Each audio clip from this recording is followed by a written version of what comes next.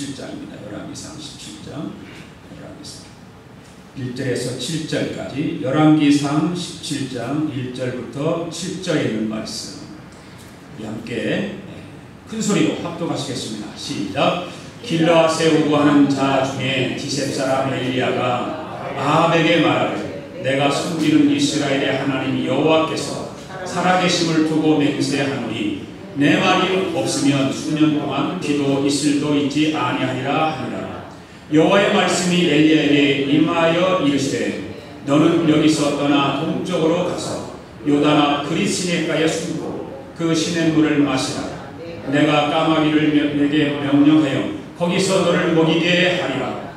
그가 여호와의 말씀과 같이 하여 곧 가서 요단 앞 그릿 시내가에 머물 때에 까마귀들이 아침에도 떡과 고기를 저녁에도 떡과 고기를 가져왔고 그가 시냇물을 마셨으나 땅에 비가 내리지 아니하므로 얼마 후에 그 시내가 마르니라. 아멘. 할렐루야. 한 주간도 어떻게 지내셨습니까? 잘 지내셨습니까? 네, 서로 좌우 옆 사람 앞뒤 사람 인사를 하시겠습니다. 참으로 행복해 보이십니다.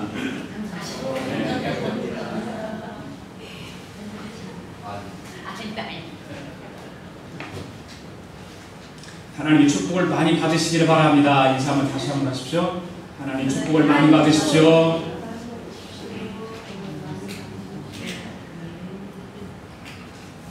오늘은 이 본문의 말씀을 통해서 엘리야의 신앙과 삶이라는 제목을 가지고 말씀을 드리려고 합니다.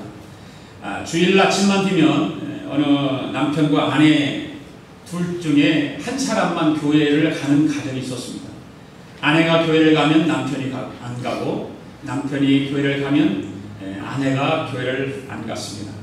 그래서 대표 한 사람만 그 가정에 가기로 결정을 하고 매일 그렇게 신앙생활을 했습니다. 그런데 어느 날 남편이 꿈을 꾸었습니다. 꿈을 꿨는데 아내와 남편이 천국 문 앞에 가게 되었습니다. 천국 문 앞에 가니까 그 천국 문을 지키는 천사가 그 두 부부를 알아보고 당신들은 부부가 맞지요? 예, 맞습니다. 그러면 한 분만 천국에 들어오십시오 라고 한 분만 대표로 들어오고 한 분으로 들어올 수 없습니다. 그렇게 말을 하더라는 것입니다. 이 꿈을 꾼 남편이 정신이 바짝 들었습니다. 그래서 아내한테 그 이야기를 해주고 나서 그동안 우리가 너무나 신앙생활을 잘못했구나, 잘못 믿었구나 그렇게 반성을 하고 그 이후로 대표만 나가던 신앙생활을 이제는 온 가족이 부부와 함께 교회를 나갔다고 하는 그런 이야기입니다. 세상에 수많은 나라들이 있습니다. 각 나라와 나라의 대통령이 있고 수상들이 있습니다. 이들을 뽑기 위해서 투표를 합니다. 그런데 어떤 대통령은 수많은 표 차이로 승리를 합니다. 어떤 사람은 또 표차가 얼마 되지 않아서 아쉬우면서도 선거가 무효라고 주장하는 그런 사람도 있습니다.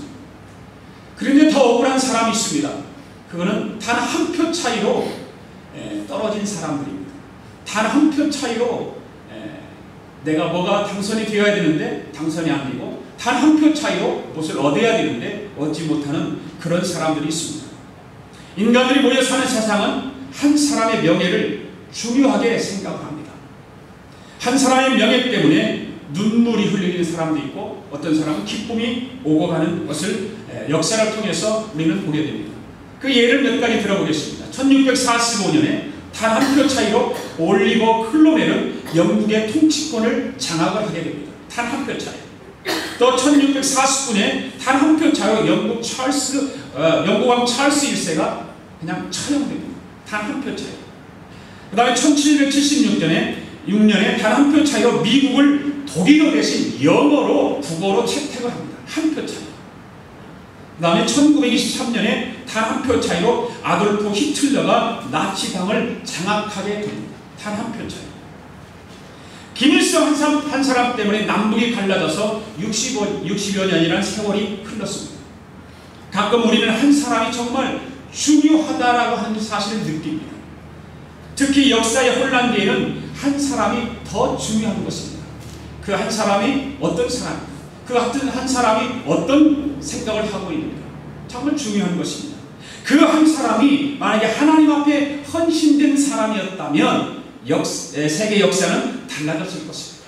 정말 한 사람이 하나님의 앞에 헌신된 사람, 그 한 사람이 예수를 믿고 하나님 앞에 붙잡힌 사람이었다면 이 세계 역사는 많이 달라졌을 것입니다. 하나님은 지금도 그 헌신된 한 사람을 찾고 계신다는 그 사실을 우리는 알아야 합니다.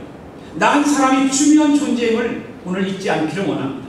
나 한 사람이 얼마나 귀한 존재인가? 나 한 사람이 내 가정 안에서, 나 한 사람이 이 사회 속에서, 나 한 사람이 우리 교회 안에서 얼마나 귀한 존재인가는 것을 우리는 깨달아야 하는 것입니다. 한 사람이 가정을 살립니다. 한 사람이 교회를 살립니다. 한 사람이 나라도 살릴 수 있습니다.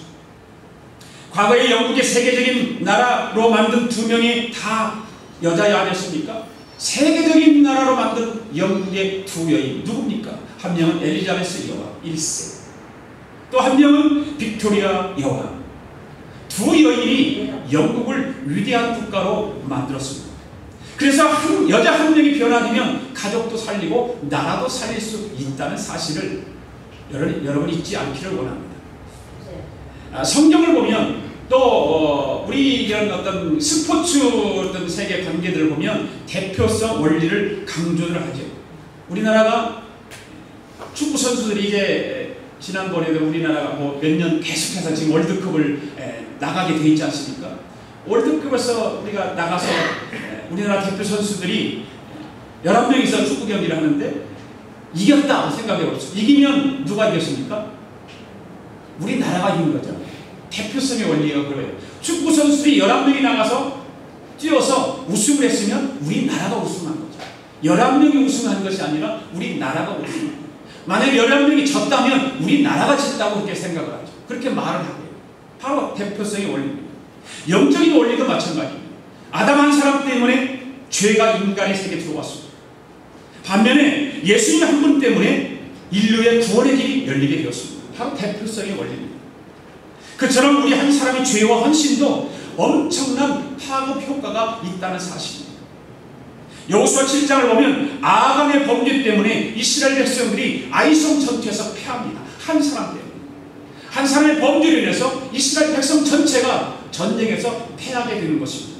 우리는 나 한 사람이 우리 가정과 교회와 그리고 우리가 살고 있는 이 지역 이민사회의 대표 주자라고 하는 사실을 잊어서는 안 되는 것입니다. 나는 별거 아니야. 아이 내가 뭐 그렇게 생각하면 안 됩니다. 이민사회가 나 한 사람 때문에 밝아질 수 있고 나 한 사람 때문에 이민사회가 도덕적으로 깨끗해질 수가 있는 것입니다. 얼마나 중요한지 모릅니다. 그래서 내가 이민사회 대표주자라고 하는 것을 헌신된 삶을 살아가야 된다고 하는 사실을 잊어서는 안 되는 것입니다. 하나님은 지금도 하나님이 사용하실 만한, 하나님이 쓰실 만한 헌신된 사람을 찾고 계신다는 사실입니다. 오늘 예배 가운데 저와 여러분이 정말 하나님 앞에 붙들려서 하나님이 쓰시기를 원하시는 헌신된 사람들이 되어지기를 축복합니다. 오늘의 엘리야의 신앙과 삶을 보면서 하나님이 쓰시는 사람 어떤 사람인가 말씀을 통해서 함께 생각하고 하나님께서 주시는 은혜를 함께 받기를 원합니다. 그냥 말씀을 들을 때 은혜를 사모하십시오. 하나님 오늘도 말씀을 통해서 나의 은혜를 베풀어 주시옵소서. 하나님 오늘도 말씀을 통해서 내게 들려주는 말씀이 되게 하여 주시옵소서. 사람들은요, 목사가 설교를 어떻게 잘못하면, 어떻게 잘못 들으면 목사님이 오늘 나에게 하는 말씀인데 그냥 좋게 받아들이면 참 좋은데 깐다 그렇게 하면 들려요.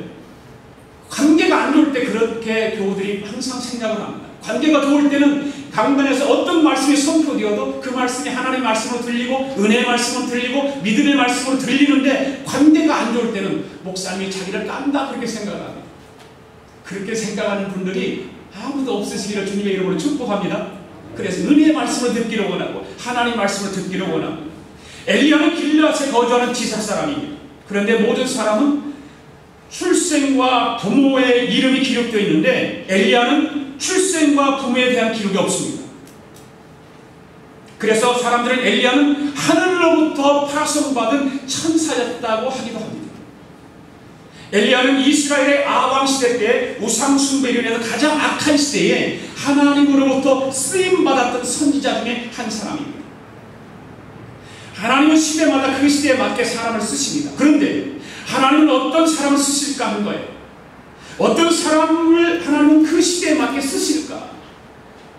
오늘 본문을 통해서 우리 함께 하나님께서 어떤 사람을 쓰시는지 몇 가지를